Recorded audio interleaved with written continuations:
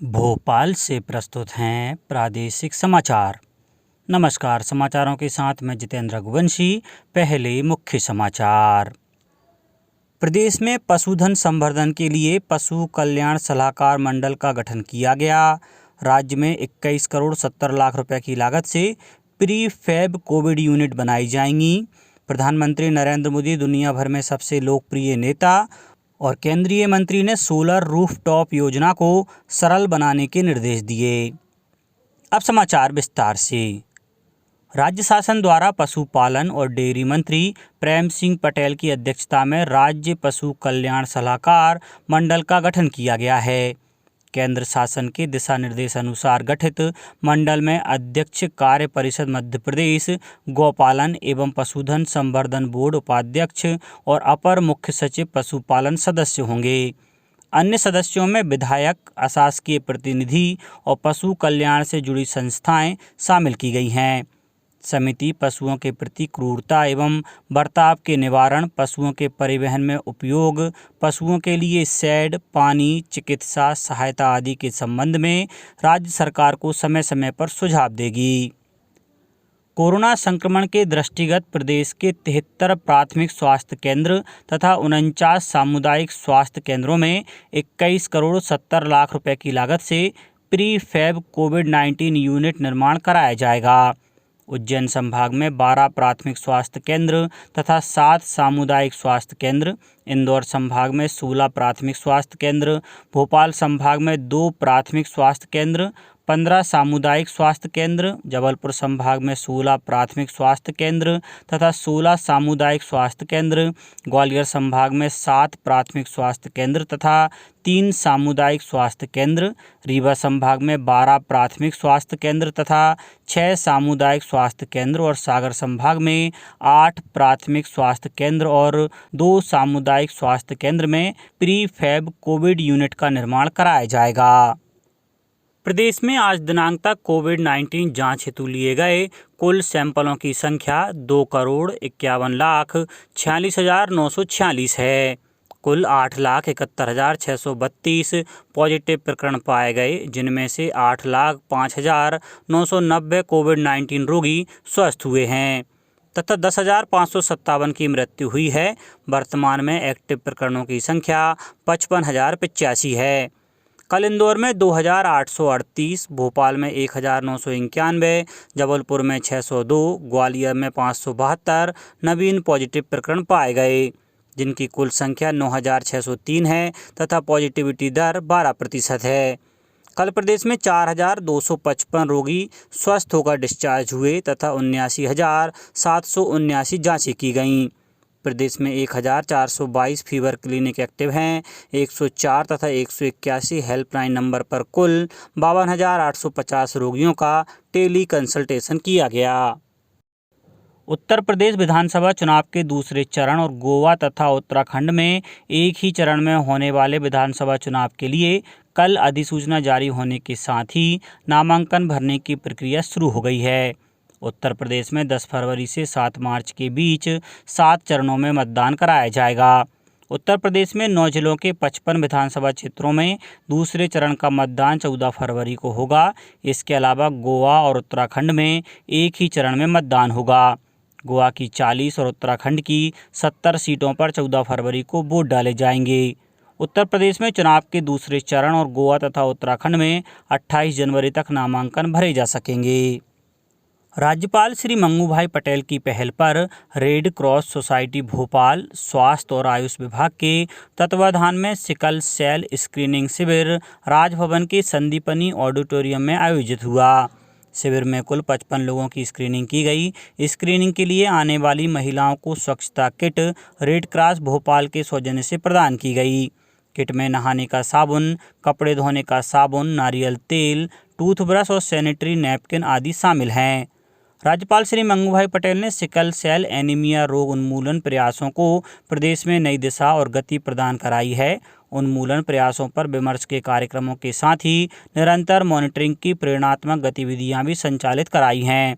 Sickle cell anaemia रोग उन्मूलन के लिए प्रदेश के स्वास्थ्य, अनुसूचित जनजाति कल्याण एवं अन्य संबंधित विभागों की कार्यशाला का आयोजन नवंबर माह में राजभवन में किया गया।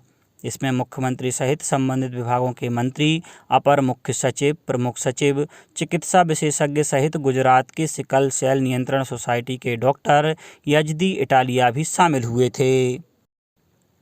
मध्य क्षेत्र विद्युत वितरण कंपनी द्वारा उपभोक्ता सेवाओं में विस्तार और सुविधाओं के मद्देनजर शहर वृत्त भोपाल एवं संचारण संधारण वृत्त भोपाल को पुनर्गठित करते हुए कोलार को शहर संभाग बनाया गया है।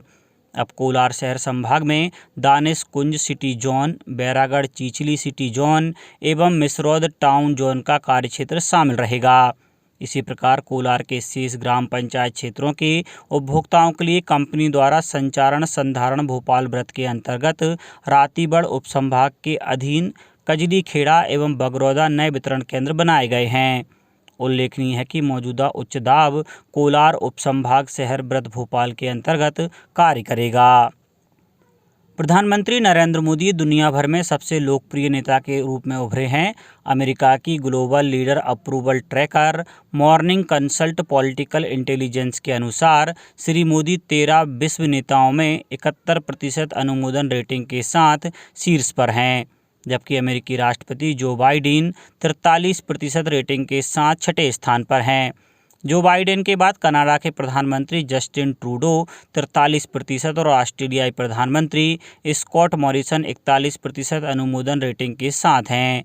सूचना और प्रसारण मंत्री अनुराग ठाकुर ने कहा कि यह उपलब्धि दर्शाती है कि श्री मोदी की नीतियां, कार्यशैली और गरीबों के कल्याण के लिए किए गए कार्य कितने प्रभावी हैं।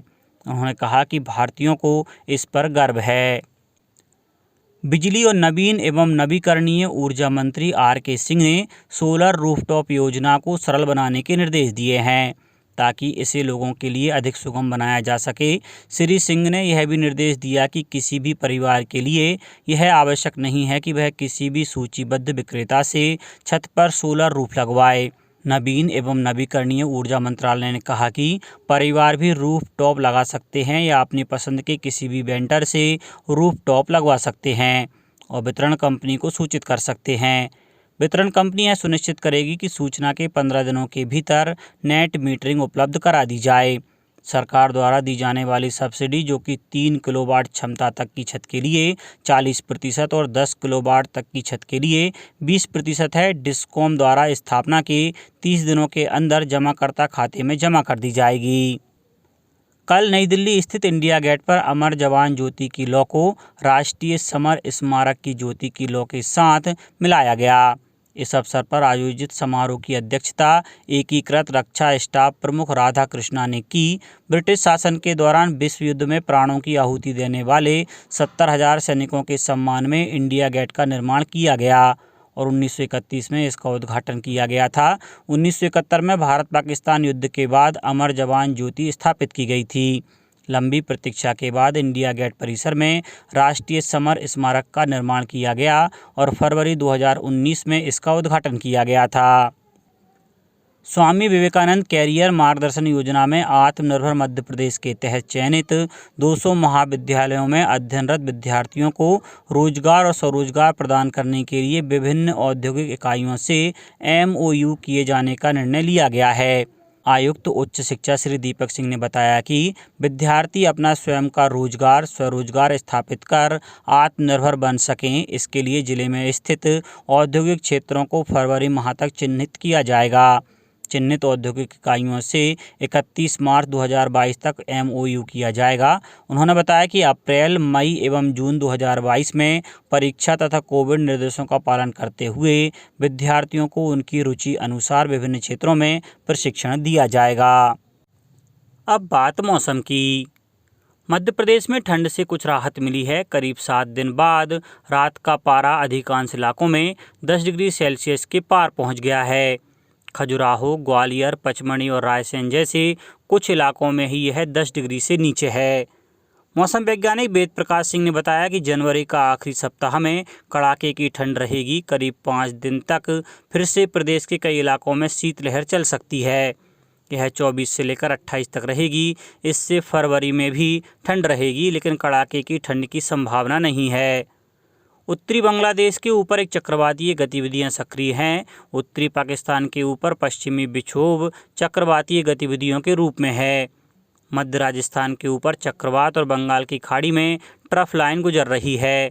पाकिस्तान से आ रही हवाओं के सक्रिय होने की संभावना बनी हुई है। इससे प्रदेश के पश्चिमोत्तर, उत्तर मध्य, पूर्वोत्तर क्षेत्रों में बारिश, ओले भी गिर सकते हैं। अब कुछ समाचार संक्षेप में। देवास जिले में कल प्रधानमंत्री रोजगार सृजन कार्यक्रम के सफल क्रियान्वयन के लिए 1 दिवसीय जागरूकता शिविर का आयोजन किया गया। आगरमालवा जिले में कल कोरोना के 22 नए मरीज मिलने के बाद यह संख्या 39 पर पहुंच गई। इसमें से 9 मरीज स्वस्थ हो गए तथा 30 उपचाररत हैं। पन्ना में भारतीय जनता पार्टी के प्रदेश अध्यक्ष विष्णुदत्त शर्मा ने कल गुनौर विधानसभा के सलेहा मंडल में ग्राम कुलगवा मडेयन में बूथ समिति की बैठक ली। बैतूल कलेक्टर ने कल नगरपालिका द्वारा संचालित विकास कार्यों का निरीक्षण किया। बड़वानी में महिलाओं हेतु सुरक्षित पर्यटन स्थल परियोजना और उन्मुखीकरण कार्यशाला का आयोजन कल कलेक्ट्रेट सभागृह में किया गया। गुना जिले में बढ़ रहे कोरोना संक्रमण के मामलों में वृद्धि को देखते हुए पुलिस एवं प्रशासन के सहयोग से मास्क नहीं लगाने वालों के विरुद्ध सख्त कार्रवाई की जा रही है। नीमच में मध्य प्रदेश पिछड़ा वर्ग कल्याण आयोग के अध्यक्ष गौरी शंकर बिसेन ने कल योजनाओं में पिछड़ा वर्ग के प्रतिनिधित्व की विभागवार समीक्षा की और आगरमालवा स्थित पुरानी कृषि उपज मंडी में आनंद उत्सव के तहत मटकी फोड़, चेयर रेस एवं लेमन रेस प्रतियोगिता का आयोजन किया गया। अंत में मुख्य समाचार एक बार फिर। प्रदेश में पशुधन संवर्धन के लिए पशु कल्याण सलाहकार मंडल का गठन किया गया। राज्य में 21 करोड़ 70 लाख रुपए की लागत से प्रीफैब कोविड यूनिट बनाई जाएंगी। प्रधानमंत्री नरेंद्र मोदी दुनिया भर में सबसे लोकप्रिय नेता और केंद्रीय मंत्री ने सोलर रूफटॉप योजना को सरल बनाने के निर्देश दिए। इस बुलेटिन में इतना ही। घर पर रहिए, सुरक्षित रहिए और सुनते रहिए प्रादेशिक समाचार। नमस्कार।